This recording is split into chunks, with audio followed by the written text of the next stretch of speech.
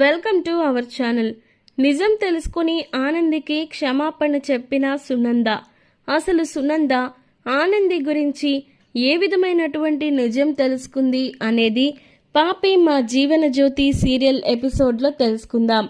మరి ఈ ఛానల్లో వచ్చే ప్రతి వీడియో మీకు రీచ్ అవ్వాలి అంటే మా ఈ ఛానల్ని ఇక్కడే సబ్స్క్రైబ్ చేసుకోండి. అలాగే పక్కనే ఉన్న బెల్ ఐకాన్ని కూడా ట్యాప్ చేయండి. అప్పుడే మా ఛానల్ నుంచి వచ్చే ప్రతి వీడియో అప్డేట్ మీకు టైం టు టైం రీచ్ అవుతాయి. ఇక పాపే మా జీవన జ్యోతి సీరియల్ ఎపిసోడ్స్ అన్నీ కూడా మీరు మొదటి నుంచి చివరి వరకు స్కిప్ చేయకుండా చూసేయండి. అప్పుడే ఈ వీడియోలో ఏం జరుగుతుంది అనేది మీకు అర్థమవుతుంది. ఇక లేటెస్ట్ డిజైన్ ఎంబ్రాయిడరింగ్ వర్క్ చేస్తూ సీరియల్లో ఏం జరిగిందో చెప్పబోతున్నాను, కాబట్టి మిస్ కాకుండా చూసేయండి. ఇక ఏమాత్రం లేట్ చేయకుండా వీడియోలోకి వెళ్ళిపోదాం. ఇక ఆనంది అయితే స్వామీజీని కలుస్తుంది. స్వామీజీ, అప్పుడు మీరు చెప్పారు అన్న కారణంతో నేను నా కన్న తల్లిదండ్రులు అని తెలిసిన వాళ్ళని నేను నోరారా అమ్మా నాన్న అని పిలవలేకపోయాను. నిజంగా నాలాంటి వాళ్ళ పరిస్థితి ఏ పగవాడికి కూడా రాకూడదు స్వామి అని చెప్పేసి బాధపడుతూ ఉంటుంది ఆనంది. ఇక ఆ మాటలకి స్వామీజీ చాలా బాధపడతాడు.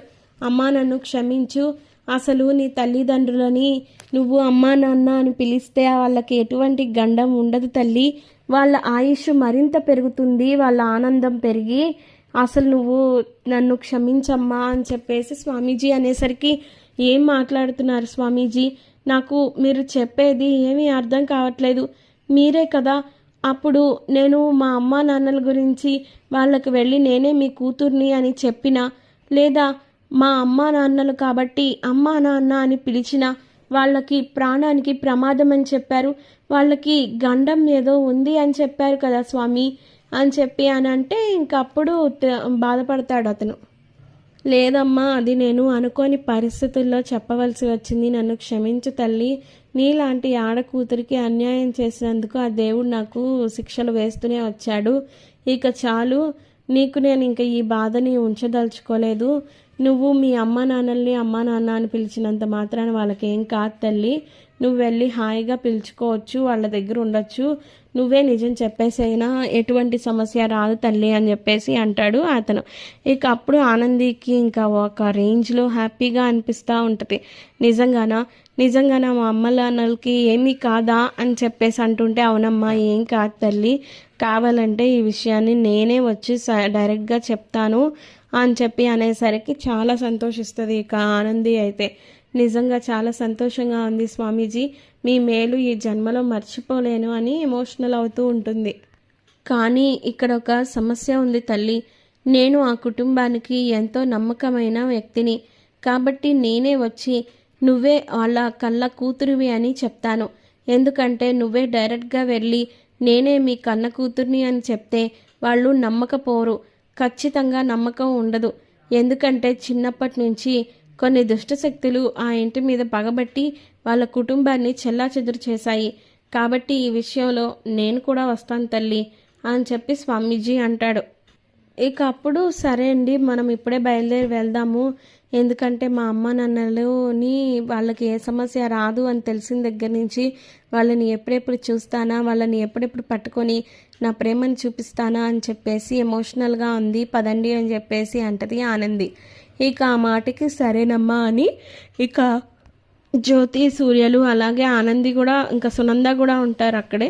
ఇక అప్పుడు ఆనందిని తీసుకొని స్వామీజీ వెళ్ళేసరికి ఇక జ్యోతిని సూర్యని చాలా ఇదిగా చూస్తూ ఉంటుంది ఆనంది.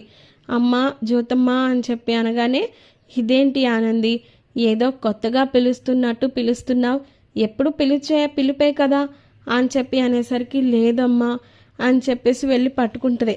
వెళ్ళి పట్టుకునేసరికి, అయ్యో పిచ్చిదానా ఏమైంది, ఎందుకు ఇంత ఎమోషనల్ అవుతున్నావు అని చెప్పేసి అంటారు. అంటే ఇంకప్పుడు స్వామీజీ వస్తారు. స్వామీజీ మీరా, రండి, ఏంటి ఇంత సడన్గా వచ్చారు అని చెప్పి జ్యోతి అంటది.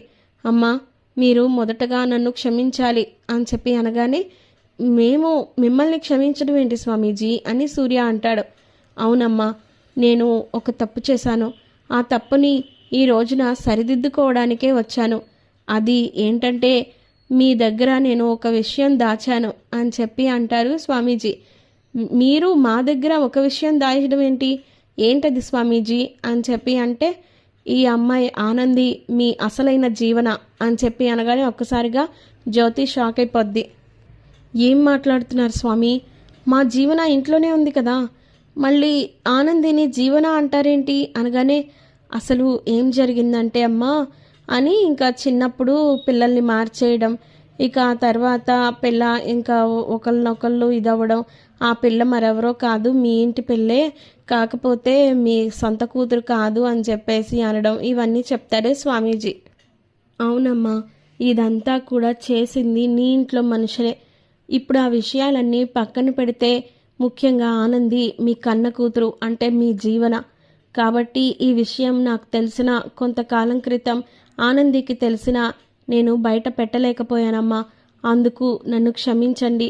ఎందుకంటే ఈ విషయంలో నేను చాలా పెద్ద తప్పు చేశాను అనే విషయం నాకు అర్థమవుతుంది అని చెప్పేసి స్వామీజీ అయితే బాధపడతాడు. ఇక ఆ మాటలకి ఇంకా జ్యోతి చాలా ఎమోషనల్ అయిపోతుంటుంది. అసలు మీరేమంటున్నారో నాకు ఏమీ అర్థం కావట్లేదు, కానీ ఈ పిల్లని చూసిన దగ్గర నుంచి మాత్రం నాకు ఏదో ఎమోషన్ ఉండేది. ఖచ్చితంగా ఈ ఆనందికి నాకు ఏదో బంధం ఉంది అనిపించేది. కానీ ఇప్పుడు తనే నా కూతురు అని తెలుస్తుంటే నాకు ఏం చేయాలో ఏం మాట్లాడాలో అర్థం కావట్లేదు స్వామీజీ. అసలు ఇదంతా ఏంటి అని చెప్పి అనేసరికి, అమ్మ నీకు అన్ని ప్రశ్నలకి సమాధానాలు ఖచ్చితంగా దొరుకుతాయి, కానీ కొంచెం వెయిట్ చేయి తల్లి. నా మాట విని ఆనందిని నీ కన్న కూతురిగా స్వీకరించు అని చెప్పి అంటే ఇంకా పట్టేసుకుంటుంది. ఇదంతా కూడా ఇందుమతియే చేసిందమ్మా అని చెప్పి అనేసరికి ఇక జ్యోతి సూర్యలు కూడా షాక్ అయిపోతారు. అంటే ఇదంతా కూడా దారుణంగా బిహేవ్ చేశారా అని చెప్పేసి ఇంకా అలా అనుకుంటారు. ఇక అప్పుడు సునంద ఇదంతా విని ఒక్కసారిగా కింద కూర్చుండిపోతుంది. అయ్యో సునంద గారు ఏంటండి అలా అయిపోతున్నారు అని చెప్పేసి అంటే, ఇక అప్పుడు అది కాదు, నేను ఆనందిని ఇంతకాలం చాలా దారుణంగా బాధ పెట్టాను అని చెప్పేసి, కానీ ఇప్పుడు తను మీ కన్న కూతురు అని తెలుస్తుంటే నాకు ఏమనాలో కూడా అర్థం కావట్లేదు అని చెప్పేసి అంటూ ఉంటుంది సునంద అయితే. ఇక ఆ మాటలకి ఆనంది ఏమో, అయ్యో అత్తయ్య మీరు అలా బాధపడకండి, మీరు నన్ను తిట్టినా ఏం చేసినా ఇంట్లో నుంచి బయటకు పంపించేసినా కూడా మీరు మీ ప్రతి దాంట్లోని మీ కొడుకు మీద ప్రేమనే నేను చూశాను. మిమ్మల్ని కూడా నేను అత్తలాగా ఇచ్చేయలేదు, ఏనాడు కూడా నా తల్లిలాగానే భావించాను. కాకపోతే ఏం చేసైనా సరే ఈ విషయంలో మీ ప్రేమని పొందాలనుకున్నానే తప్ప మీ కోపాన్ని కాదు అని చెప్పేసి అంటది ఇంకా ఆనంది. ఆ మాటకి సునంద ఇంకా ఇంకా కుమిలిపోతూ ఉంటుంది. ఇక అప్పుడు ఏం చేయాలో అర్థం కాదు ఇంకా తనకి. ఈలోపు రిపోర్టర్ వస్తాడు. రిపోర్టర్ వచ్చి అమ్మ మమ్మల్ని క్షమించండి, ఆ రోజున అసలు ఏం జరిగిందంటే అని చెప్పేసి స్టార్ట్ చేస్తాడు రిపోర్టర్. ఆ రోజు మీడియా వాళ్ళ దగ్గర ఆనంది మేడమే చెప్పిందని మీరు అనుకున్నారు, కానీ నిజానికి మీడియా వాళ్ళకి మొత్తం ఇచ్చేసింది జీవన మేడం అని చెప్పి నిజాన్ని చెప్పేస్తాడు. కావాలంటే ఈ వీడియో చూడండి అని చెప్పేసి ఇంకా జీవన మీడియా వాళ్ళందరికీ చెప్పే వీడియోది చూపిస్తాడు. చూపించేసరికి ఇంకా సునంద ఒక్కసారిగా షాక్ అయిపోతుంది. అంటే ఇదంతా చేసింది జీవన అన్నమాట. నేను ఇంకా ఆనంది అనుకొని ఆనందిని ఇంట్లో నుంచి బయటకు గెంటేశాను. తన మీద కోపం పెంచుకున్నాను, తన మీద లేనిపోని నిందలు వేశాను. అయ్యో భగవంతుడా, ఎంత పని చేశావయ్యా, నా చేతే నా కోడల్ని బయటకు గెంటించేశావా అని చెప్పేసి ఇంకా బాధపడుతూ ఉంటుంది ఇంకా సునంద. ఆ మాటలకి ఆనంది ఏమో, అత్తయ్య మీరు అంత బాధపడకండి, మీరేమీ ఇదవ్వకండి, మీరెందుకు అంత బాధపడుతున్నారు, నేను ఎప్పుడూ కూడా మిమ్మల్ని తప్పుగా అర్థం చేసుకోలేదని చెప్తున్నాను కదా అని చెప్పి అంటే, నన్ను క్షమించమ్మా అని చేతులు పట్టుకొని ఇంకా క్షమాపణలు అడుగుతుంది సునంద. ఇక ఆనందికి అలా క్షమాపణలు చెప్పేటప్పటికి నాకేం బాధలేదు అత్తయ్య, ఈరోజు మా అమ్మ నాన్నలకి ఎటువంటి ప్రాణగండం లేదు అనే విషయం తెలిసింది, నాకు అదే చాలు, అంతకు మించి ఇంక ఏం సంబంధం ఉంటుంది చెప్పండి, ఇంకేమి నష్టం ఉంటుంది చెప్పండి నాకు అని చెప్పేసి బాధపడుతూ ఉంటుంది, ఇంక ఎమోషనల్ అవుతూ ఉంటుంది. ఇంకా అలా అని ఆనంది ఇంకా జ్యోతి సూర్యుల దగ్గరికి వెళ్ళి ఇంకా హాయిగా వాళ్ళని పట్టుకొని ఎమోషనల్ అవుతూ ఉంటుంది. ఇక అప్పుడు సునంద ఒక నిర్ణయానికి వస్తుంది. లేదు ఆనంది, నిన్ను ఇంత బాధ పెట్టింది నీ కన్న తల్లిదండ్రుల దగ్గర నుంచి జీవన నిన్ను దూరం చేసింది. అంతేకాకుండా అత్తారింట్లో కూడా నీకు ప్రశాంతత లేకుండా చేయాలని చూసింది. అలాంటి మనిషిని నేను అంత ఈజీగా వదిలిపెట్టను, దాన్ని ఇప్పుడే ఇంట్లో నుంచి బయటికి గెంటేస్తాను అని చెప్పేసి ఇంకా సునంద అయితే ఆవేశంగా వెళ్ళిద్ది. ఇక ఇంటికెళ్ళి జీవన జీవన అని చెప్పి గట్టి గట్టిగా కేకలేసిద్ది. కేకలేసేసరికి ఇంకా జీవన కిందకొచ్చి, ఏమైంది అత్తయ్య, ఎందుకు అంత గట్టిగా పిలుస్తున్నారు, మామూలుగా కూడా పిలిస్తే వస్తాను కదా అని చెప్పి అనగానే చెంప మీద లాగిపెట్టి ఒక్కడు పీకిద్ది. ఒక్కడి కొట్టి, ఇంకా అసలు నీ గురించి నువ్వేమనుకుంటున్నావే, అసలు నేను ఒక క్వశ్చన్ అడుగుతాను, నిజం చెప్పు అని అంటే, ఏంటత్తయ్య ఎందుకు కట్టారు, ఏదో అడుగుతాను అంటున్నారు, అసలు నా మీద మీకు లేనిపోని విధంగా ఈ విధంగా పోస్ట్ చేసింది ఎవరు అని చెప్పేసి అంటది ఇంకా జీవన. అలా అనేసరికి, ఆ రోజు మీడియా వాళ్ళందరి ముందు నువ్వు ఆనందియే చెప్పిందని చెప్పావు కదూ, కానీ అదంతా చెప్పింది ఎవరు అని చెప్పి అంటే ఒక్కసారిగా జీవన షాక్ అయ్యిద్ది. ఇదేంటి అత్తయ్య గారు సడన్గా ఆ విషయం గురించి అడుగుతున్నారు అంటే, ఖచ్చితంగా ఈవిడికి ఏదైనా నిజం తెలిసి ఉంటుందా? అమ్మో లేదు లేదు, నేను ఏది ఏమైనా సరే స్టాండ్ తీసుకోవాలి, లేకపోతే నా పని గోవిందా అని మనసులో అనుకొని పైకేమో, అయ్యో అత్తయ్య, నిజంగా ఆ రోజు ఆ మీడియా వాళ్ళందరికీ కూడా అలా చెప్పింది ఆనందియే అని చెప్తున్నాను కదా, దానికి సంబంధించింది కూడా నీకు చూపించాను కదా అని చెప్పి అనేసరికి మళ్ళీ చెంప మీద లాగి పెట్టి కొడుతుంది. ఇక అప్పుడు, లేదు నేనేం చేయలేదు అని అంటే, లేదు ఇదంతా కూడా చేసింది నువ్వే, నా దగ్గర ప్రూఫ్ ఉంది చూపించమంటావా అని చెప్పి రిపోర్టర్ షేర్ చేసిన వీడియోని ఇక జీవనకు చూపించింది. దాంతో ఇంకా ఏం మాట్లాడకుండా సైలెంట్ అయిపోతుంది. ఏం అనాలో తెలీదు. ఇక అలా ఉండిపోయిద్ది. జీవన అలా ఉండిపోయేసరికి, నీ మౌనమే అర్థం అవుతుంది, నేను నిన్ను ఇంకా క్షమించే ప్రసక్తే లేదు అని చెప్పి చైతన్యని పిలిచిద్ది. చైతు చైతు అని ఇంకా పిలిచిద్ది సునంద. పిలిచేసరికి ఇంకా వాడు వస్తాడు. వచ్చి, ఏంటమ్మా ఏమైంది అలా అరుస్తున్నావు అని అంటే, అది ఏంటి అంటే, నీ పెళ్ళాం చేసిన నిర్వాకం చూడరా, ఆ రోజున ఆనందిని ఎంత ఇచ్చేసిందో మీడియా వాళ్ళ ముందు, అదంతా చేసింది ఆనంది అని చెప్పింది కదూ, అందుకే కదా నేను వాళ్ళని ఇంట్లో నుంచి బయటికి గెంటేశాను, కానీ ఈ రోజున ఇదంతా చేసింది జీవనరా అని చెప్పి అనేసరికి ఒక్కసారిగా చైతు కూడా షాక్ అయిపోతాడు. ఏంటమ్మా నువ్వు అనేది, జీవనకు చేయాల్సిన అవసరం ఏమిటి అని చెప్పి అంటాడు. ఏంటి అంటే, జీవన ఇంకా ఆనందిని ఇంట్లో కుంచితే దానికి ఎక్కడ మనం ఆస్తి వాటాలో ఇస్తామని చెప్పేసి ఇదయింది, అది ఆనంది సంతోషంగా ఉండడం దీనికి ఇష్టం లేదు అంటే, అదేంటమ్మా ఎందుకు అలా మాట్లాడుతున్నావు అంటే, అసలు జీవన ఆనంది అక్క చెల్లెళ్ళే కదా, నువ్వు ఎందుకు అలా అంటున్నావు అని చెప్పి అంటే, ఆహా కాదురా, ఆనందియే అసలైన జీవన అని అంటే, ఇంకా అప్పుడు షాక్ అవుతాడు చైతు. ఏం మాట్లాడుతున్నావమ్మా అంటే, అవునరా ఆనందియే అసలైన జీవన అంటే, ఆనందియే సూర్య జ్యోతిల కూతురు అని చెప్పేసి అనేసరికి ఇంక జరిగిందంతా చెప్పుకొచ్చిద్ది. ఇక స్వామీజీ చెప్పిందంట, ఇందుమతి చేసింది, జీవన చేసిన కుట్ర, ఇవన్నీ చెప్పుకుంటా వస్తుంది సునంద. ఇక దాంతో చైతు కూడా షాక్ అయిపోతాడు. అందుకే ఇలాంటి దాన్ని ఇంట్లో ఉంచకూడదురా, దీన్ని అర్జెంటుగా మెడ పట్టుకొని మరీ బయటికి గెంటేసే అని చెప్పి అంటే, జీవన రివర్స్ అవుతుంది. మీకు నిజాలన్నీ తెలిసిపోయాయని నాకు అర్థమవుతుంది, కానీ నేను అంత ఈజీగా ఎందుకు వదిలిపెడతాను మిమ్మల్ని, నేను అస్సలు వదిలిపెట్టను అని చెప్పేసి అలా అంటది. నువ్వు వదిలిపెట్టేది ఏంటే, నువ్వు అసలు ఇంట్లో ఉంటేనే కదా, నీకు ఎండి పోస్ట్ లేదు, కోడలి పోస్ట్ లేదు, ఏదీ లేదు, నువ్వు ముందు అర్జెంట్ ఇంట్లో నుంచి బయటకు గెంటేసే అని చెప్పేసి అంటే, ఇక చైతు లాక్కెళ్ళిపోయి బయటకు పెట్టేస్తాడు. నీలాంటి ఆడదానికి ఇంట్లో చోట్లేదు అని చెప్పేసి అనేసరికి జీవన షాక్ అయింది. ఇక మరో పక్క అక్కడ జ్యోతి సూర్యాలేమో ఇందుమతి మీద కోపంతో రగిలిపోతూ ఉంటే, ఇక అప్పుడు ఇందుమతి వచ్చిద్ది. ఆగు అని చెప్పి గుమ్మంలోనే ఆపేసిద్ది జ్యోతి. నువ్వు ఏం చేసావు అని చెప్పి అనగానే, నేనేం చేశాను జ్యోతి, నేనేదో బయటకు వెళ్ళి వస్తున్నాను అంతే, అంతకుమించి ఇంకేం లేదు అనేసరికి, ఇప్పుడు కాదు 25 ఏళ్ల క్రితం నువ్వేం చేసావు జీవన విషయంలో అని చెప్పి అనేసరికి కొంచెం బెనికిద్ది. అమ్మో ఏంటిది ఇలా మాట్లాడుతుంది, జ్యోతి సూర్యలు ఎందుకు ఇప్పుడు జీవన గురించి అడుగుతున్నారు అని చెప్పి అనేసరికి, నేనేం చేస్తాను జ్యోతి అని చెప్పి అంటే చెంప మీద లాగిపెట్టి స్వామీజీ అని పిలుస్తారు. స్వామీజీని వచ్చిన తర్వాత ఇక అప్పుడు అతన్ని చూసేసరికి ఇంకా భయపడిపోద్ది ఇందుమతి. అంటే ఇతను నిజమంతా చెప్పేసినట్టున్నాడు అని అంటే అనుకుంటుంది, మనసులో భయపడిపోతుంది. నీ మొహం మీద ఉన్న భయమే చెప్తుంది నువ్వు చేసిన పాపాల గురించి. ఇంత అన్యాయం చేస్తావా, అయితే ఆనంది నా కూతురే అనమాట, అసలైన జీవన అనమాట కానీ జీవనాన్ని నీ కూతుర్ని పట్టుకొని నా కూతురుగా చేశావు, ఈ ఇంటికి యువరాణిని చేశావు, ఎంత అన్యాయం చేశావు ఆనందికి. అరే నువ్వు నీ కూతురికి సమానమైన ఆస్తి ఇవ్వాలి అని అంటే ఎంతసేపు ఆలోచిస్తా అని చెప్పు, కానీ అందు గురించి నా కూతుర్ని అంత బాధపడతావా? చిన్నప్పటి నుంచి అన్యాయంగా పిల్లని ఇచ్చేస్తావా? నీకు అసలు మనస్సాక్షి అనేదే ఉందా? నువ్వు మనిషివేనా అసలు అని చెప్పేసి జ్యోతి అలాగే సూర్య ఇద్దరు కూడా మార్చి మార్చి తిడతా ఉంటారు. ఇక ఆ మాటలకి ఇందుమతి ఏడుస్తుంది కూర్చొని కూలబడిపోయి.